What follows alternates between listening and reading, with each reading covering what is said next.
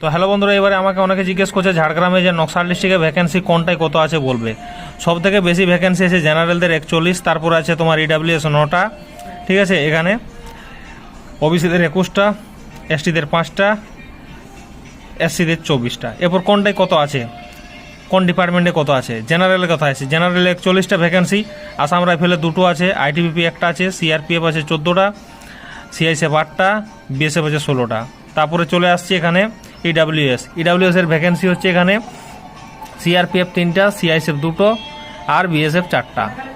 তারপরে এখানে আছে ওবিসিদের কোথায় আসছে 21টা, এখানে হচ্ছে 1টা আইটিবিপি, 7টা সিআরপিএফ, 4টা সিআইএসএফ, 9টা হচ্ছে বিএসএফ। তারপরে 5এ আসছে তোমাদের এসসিদের ভ্যাকেন্সি সিআরপিএফ 2টো, সিআইএসএফ 1টা, বিএসএফ 2টো।